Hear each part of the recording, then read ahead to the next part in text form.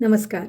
आज नवरात्रि का षष्ठम दिवस है और आज इस दिवस पर माँ दुर्गा का स्वरूप कात्यायनी की पूजा की जाती है। माता कात्यायनी ये धर्म का प्रतीक मानी जाती है और उसी तरह से साहस का भी प्रतीक मानी जाती है।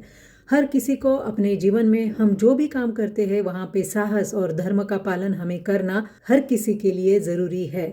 धर्म यानी ही अपना कर्तव्य। क्षेत्रे क्षेत्रे धर्म कुरु यानी हर किसी को अपने अपने फील्ड में अपने काम में सच्चाई और सही तरीके से अपना काम या अपना कर्तव्य करना चाहिए। हर एक फिजियोथेरेपिस्ट डॉक्टर के लिए और पेशेंट के लिए भी ये ज़रूरी है कि हमें अपने धर्म का पालन अपने काम में करना उतना ही ज़रूरी है।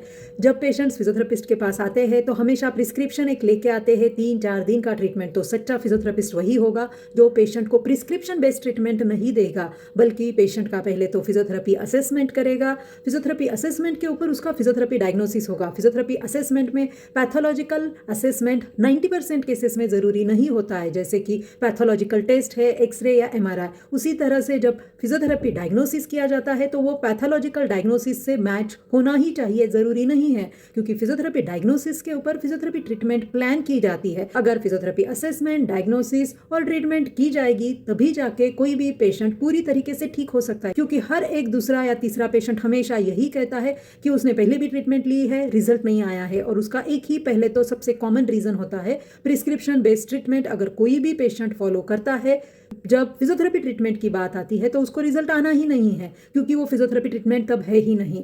और सिम्टोमेटिक ट्रीटमेंट और कंप्लीट रिकवरी में यही सबसे मेन डिफरेंस होता है, जब इन डेप्थ साइंटिफिक एविडेंस में और सही तरीके से सही धर्म को पालन करते हुए अगर अपना काम किया जाएगा तभी जाके रिजल्ट भी उसी तरीके से आएगा। तो आज इस दिवस पे मैं हर एक फिजियोथेरेपिस्ट या पेशेंट सभी के लिए ये मैसेज देना चाहूँगी कि सिर्फ प्रिस्क्रिप्शन बेस्ड ट्रीटमेंट करने से ना ही रिजल्ट आने वाला है, लेकिन आपकी कंडीशन भी ठीक होने नहीं वाली है। और अभी तो NCAH एक्ट भी आ गया है जो एथिकली लीगली फिजियोथेरेपिस्ट डॉक्टर को ये सिर्फ राइट ही नहीं देता है, क्योंकि उनका धर्म सही तरीके से करने के लिए उनको सपोर्ट भी देता है कि पेशेंट का पहले तो सही असेसमेंट, डायग्नोसिस और उस अकॉर्डिंगली उसकी ट्रीटमेंट जब होगी तभी उसकी सही फिजियोथेरेपी हुई, ऐसा हम कह सकते हैं। तो पेशेंट्स को भी अगर सही तरीके से उनको ठीक भी होना है और विदाउट मेडिसिन, इंजेक्शन, सर्जरी, अगर उनको अपनी कंडीशन ठीक करनी है और कंप्लीटली हेल्दी लाइफ अगर उनको जीनी है तो सही मेथड में, सही साइंटिफिक तरीके से ट्रीटमेंट प्रोसेस से जाना ज़रूरी है। Because wrong is wrong even if everyone is doing it, right is right even if no one is doing it. और आज की सीख हमें माँ कात्यायनी से यही लेनी है, हमें अपने धर्म का यानी कर्तव्य का सही और सच्ची तरीके से पालन करना है। धन्यवाद।